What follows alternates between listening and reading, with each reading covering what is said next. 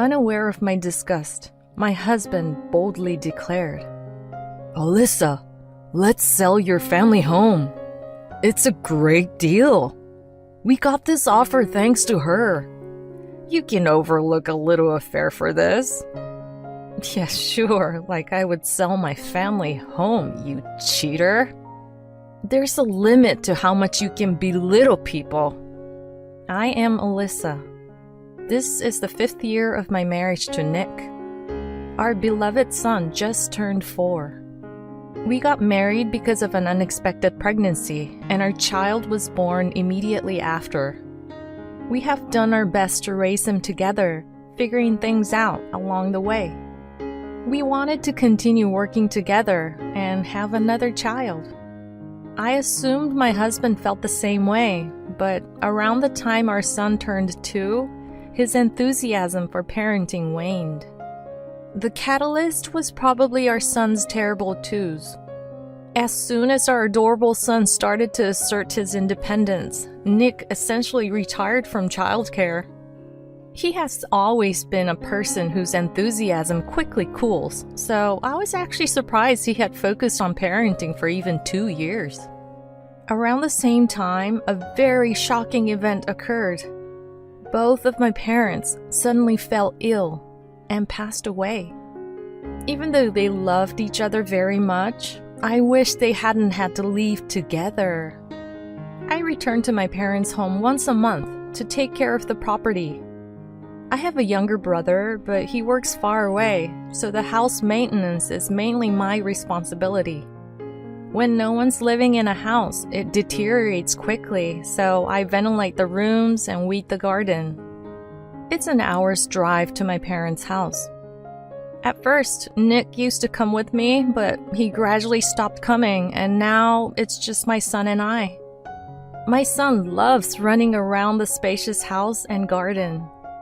I'm attached to this house and reluctant to let it go. But it's been 2 years since my parents died, and it might be time to let the house go. I've been thinking about this recently.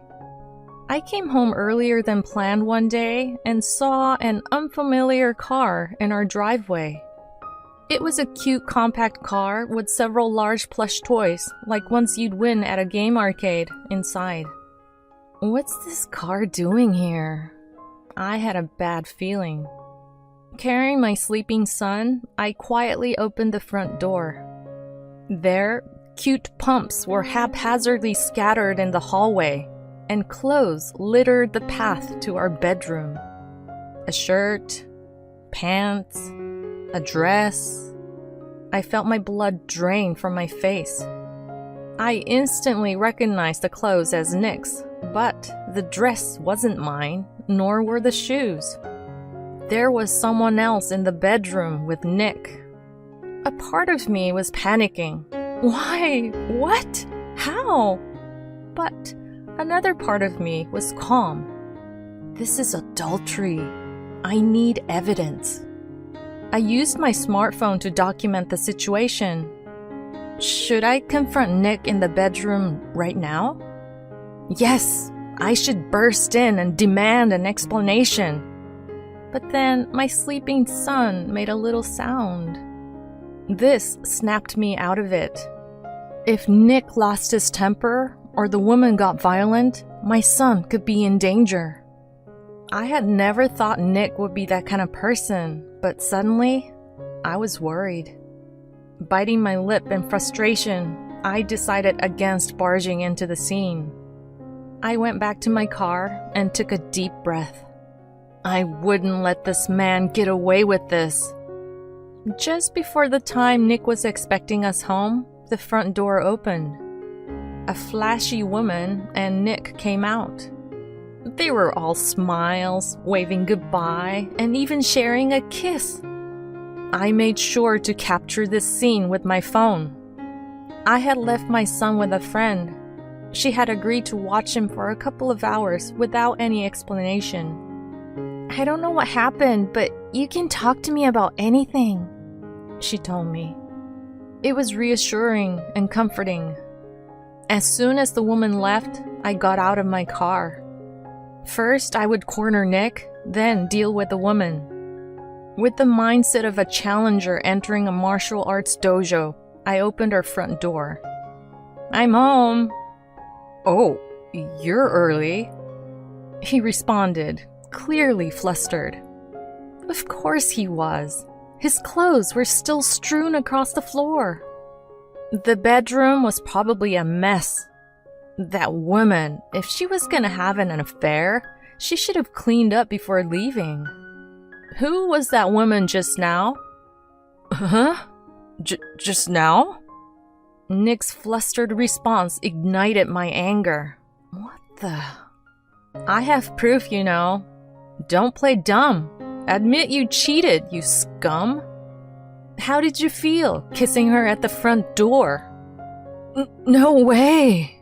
Nick looked like a fish out of water, opening and closing his mouth.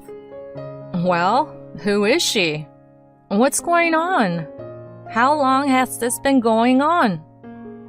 Well, she was introduced by a senior colleague. We've been seeing each other since last Valentine's Day. Last year? Surprisingly long. Plus, around last Valentine's Day was when he lost his enthusiasm for parenting. So he was neglecting our beloved son for his mistress? Unbelievable. And Nick was flustered, his hands and eyes moving about erratically. I have something to tell you. Just wait a sec, he said, and rushed to the living room. He came back with a stack of papers. Look at this. He shoved the papers into my hands. I reluctantly looked at the papers. What's this? A real estate sales contract? That's right. What the F is this? Is this some sort of quiz? Here's the question. When a wife confronts her husband about his affair, he pulls out a real estate sales contract. What is the husband trying to communicate? As if I know the answer to such a difficult question. I skimmed through the papers while feeling increasingly irritated. As I read further, I felt a sense of urgency that this could not be overlooked. That's because those papers detailed the sale of my parents' house. Wait a minute. Why are you selling my parents' house? The affair was shocking, but the selling of my family home was out of the blue. The answer to the earlier quiz seems to be, I cheated in order to make a real estate sale. The truth of the matter was becoming more and more distant. My husband started talking. The woman earlier, Cindy, she knows an amazing woman. Her name is Jessica, and she runs various businesses and also holds seminars. I've attended several of her seminars with Cindy, and she's really incredible. Both my mom and dad completely trust Jessica. She even knows many celebrities. And Jessica is saying she will buy your parents' house. She can purchase the property cheaper than the market value, and we can make more money than selling through a real estate agent. I met with Jessica today and made the contract. Okay. In addition to Cindy, a new character named Jessica appeared. She knew celebrities, she held seminars, she was involved in real estate. My husband was excited. Finally, things started to make sense. In other words, my husband's next interest had shifted to a very suspicious area. He was such a fool, I thought, but it kind of made sense. However, I didn't want to be involved. My husband, unaware of my disgust, boldly said, Alyssa, let's sell that house. No one lives there anymore, and it's not a problem if it's gone, right? We can make a fortune from useless stuff. Isn't it amazing? And we got this great deal thanks to Cindy. You can overlook a little affair for this. What? And Cindy told me there's a nice new property for sale right now. Let's buy that house with the money from selling your parents' house. What the hell are you talking about? I'm talking about the future. It's a large and beautiful house, and there's also a guest room. I can hold seminars there.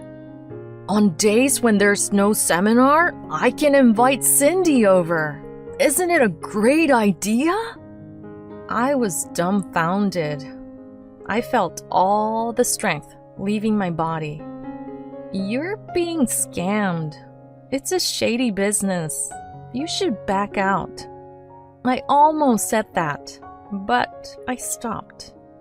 And here's the next question. Why didn't the wife try to warn her deceived husband? The answer is simple. Because he is no longer going to be her husband. Overlook a little affair? What is he saying, trying to sell my precious family home without permission?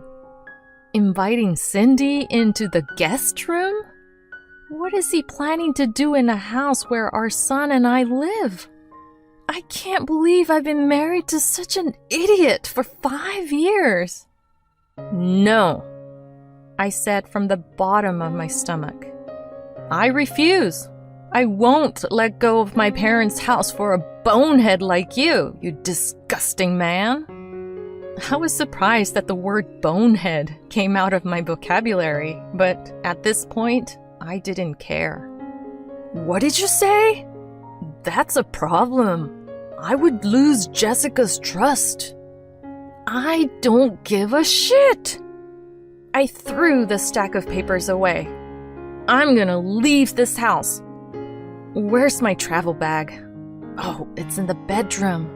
The place where the idiot husband and Cindy were fooling around. Damn it. I don't want to go in, but I have no choice but to go get the bag. Ignoring the annoying crying Nick, I packed my belongings.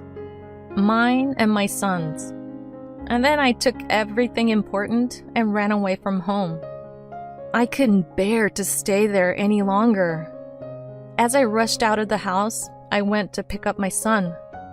I explained to my friend that I had walked in on my husband's affair and handed her thank you sweets for accepting my sudden request.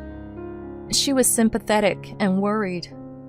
I then knocked on the door of a lawyer's office and told them that my husband was trying to sell property that I owned without my consent. I also told them about his bizarre obsession with the suspicious seminars. The lawyer listened to my concerns empathetically. The consultation fee of $50 for 30 minutes was not cheap. I paid a total of $200 for 2 hours. But it was worth it because I learned as many measures as possible. My husband called me around noon the next day. Hey, let's talk. This was his lunch break at work. According to my brilliant deduction, he had cried to his parents the night before, overslept in the morning, and finally called me at lunch. His tone suggested that my anger should have cooled by now.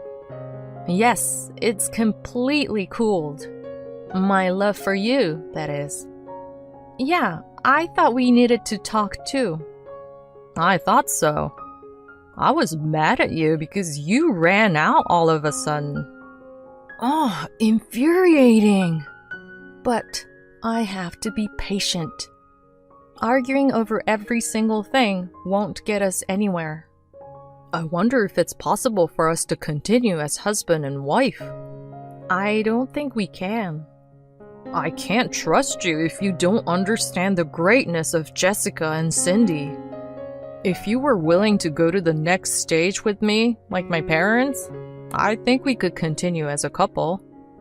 I can't do that. What the F does he mean by the next stage? I should refrain from unnecessary retorts for now. You can live freely with our son. I'll live happily with Cindy and my parents. Let's divorce. Alright, But I won't sell my family home. Ah, about that. His solemn voice brightened a bit. Give me that building. As alimony. What? It's natural for you, who can't appreciate the connection I've made with those two, to pay me alimony. Listen, you had an affair. That makes you the guilty spouse. Why should the guilty spouse get alimony? See, that's the difference between you and me. Oh my God. I don't care about your idiotic interpretation of the law of your bonehead republic. Stay away, Alyssa. Stay away. Fine. I'll hire a lawyer. It's better for you to give it up willingly than to go to court. I wonder if my husband has a lawyer who's good at the law in Bonehead Republic. Okay, but I will also hire a lawyer. I'll demand alimony for the affair based on the laws of our country, and child support. And I want a divorce immediately. You're on lunch break right now, right? Let's meet at the city office and submit the paperwork right away. If that's not possible, I'll take the divorce papers to your office right now. Ugh. He let out a deep sigh that grated on my nerves. But the thought of me bringing divorce papers to his office must have been too much for him, and he came to the city office right away. He and I submitted the divorce papers without exchanging a single word. 2 mom friends came with me to sign the witness section. At this point, I wouldn't have minded if Jessica and Cindy had signed. After divorcing my husband, I returned to my hometown with my son. We decided to live in my family home, which had been empty. I left all the annoying dealings with my ex-husband to my lawyer. By the time a few months had passed, my son had completely gotten used to his new environment. His terrible twos was also beginning to calm down. Fortunately, he didn't want to see his father, and I didn't feel bad about it at all. I also started working and was leading a fulfilling life. One day, I received a call from my ex-husband. Oh, I don't want to answer it. That's what the lawyer is for. I ignored the calls, but he was persistent. He left multiple calls from morning till night, and I lost my patience. I decided to answer the next time he called. 10 minutes after making that decision, the next call came. All right, let's settle this. Stop calling me! If you want to talk, do it with the lawyer. That's your first words to me after such a long time? Yeah, that's right, jerk. But if you've been ignored this much, you should give up. What the F do you want, jerk? Please excuse my French. You're at your family home now, right? Yeah, so? Then why can't I submit the moving out notice? Huh? As I coolly responded to my ex-husband's unreasonable outburst, one possibility came to mind. That was advice from the lawyer I consulted with before the divorce. I needed to sell your family home. Tell me your address. Are you still trying to sell it? Well, regardless, my argument will eventually go through, and that house will be sold sooner or later. I just need money urgently because I bought a new house. So I thought I'd get the selling process over with first. No, your argument won't pass. Your lawyer is also a citizen of this country. Both lawyers are looking for common ground in the discussions. According to my lawyer, the other lawyer seems to be exhausted because my ex-husband only insists on things that are not legally feasible. If it comes to a trial, his lawyer will likely resign. By the way, what were you planning to do after learning my address? Jessica told me in detail. She said that if I change your address and register a seal at the new location, the building registration can be changed.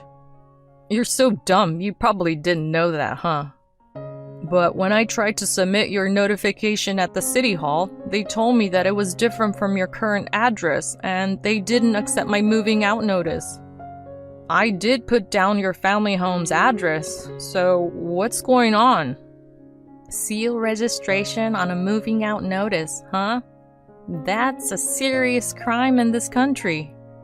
What? Serious? There's no mistake. This is a trick I was told about by the lawyer I consulted with.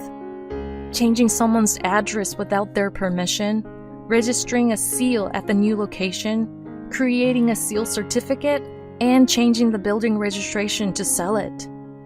Apparently, there's such a scheme. To avoid becoming a victim of it, I temporarily moved my residence card to a location other than my family home, to my brother's place. My ex-husband doesn't know my brother's address. He only knows that he's in a different state. And just in case, I've also placed a viewing restriction on my residence card. So my ex-husband can't change my address on his own. He certainly can't sell my family home on his own. Thank you, Mr. Lawyer, for telling me. A crime? How rude. I was just doing as Jessica told me. From her point of view, you are just a handyman who would commit a crime for her. Plus, you probably got your mistress to write a letter of attorney for me, didn't you? That's forgery of private documents. There's also the use of forged private documents. What? But I've already signed a sale agreement for your family home with her. Cindy said she has experience in forging letters of attorney, so I left it up to her. Well, then both Cindy and Jessica are accomplices. They're in cahoots to set you up. What? I bet Jessica has given up on my ex-husband's stupidity. The plan to sell the family home was probably revealed to me too soon. The divorce was over in an instant. The discussions related to the divorce are not going well. He can't figure out a plan to steal my family home from me. So, she's probably thinking she can't make any more money from this guy, and she decided to sell him a new house and get out. Well, it's just speculation. As I imagine my ex-husband turning pale over the phone, I feel both pathetic and pitiful. Recently, my dad started saying similar things to you. That Jessica and Cindy are suspicious, and I should consult with the police. But that can't be. Ooh, his father has regained his sanity. That's good to hear, even though it's not my business anymore. I think you should listen to your dad. After all, you're a guy who gets heated easily, and when you concentrate, you can't see anything around you. You're just a lost cause who can't tell the difference between right and wrong. So, don't ever contact me again, you idiot. Saying that, I hung up the phone. I felt refreshed after saying what I wanted to say and blocked his calls.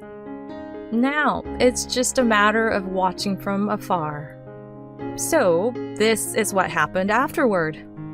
My ex-husband heeded his father's advice and ran to the police, and Jessica and Cindy were promptly arrested. It turns out the pair were a couple making a living off scams. As expected, they had been taking advantage of Nick. Without my knowledge, he and his family were swindled out of a significant amount of money. The new house they were introduced to by the two was actually secondhand. My ex-husband and his parents were on the verge of being stripped of everything they had. Thanks to them going to the police, they narrowly escaped danger. However, my ex-husband was severely scolded by the police for trying to sell my family home without permission. He was not prosecuted this time, but if he had done it, he would probably have gone to prison. I'm really glad that the situation didn't turn into something crazy, like my son's father being a criminal. The incident is temporarily resolved. I moved my residence card, which I had evacuated to my brother's place, back to my family home. Man, did I go through a lot. Later, a query came through my husband's lawyer asking if there was a possibility of remarriage. Hell no! I responded that if he has time to have such convenient delusions, he should be paying alimony and child support punctually. The ones who showed understanding to my uncompromising response were not my ex-husband, but his parents.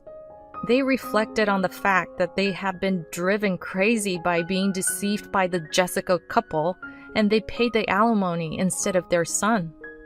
That's right. It's a little crazy to be swayed by the sweet words of your son's mistress. Normally, you'd get angry and say, "Don't cheat, you foolish son." The child support is expected to be paid bit by bit every month by Nick. I thought I must raise my son properly, keeping this lesson in mind. Raise him to be a person who can tell right from wrong. I will study the methods used by people who deceive others and teach them to my son. But maybe it's too early for him to learn about scams and money. He's running around energetically in the spacious yard of my family home. "Mommy, I caught a butterfly!" Wow, that's great! Let's set it free later, okay? When I see my son's big smile, I feel happy. I decided to live freely and joyfully with my son in this house where I was born and raised.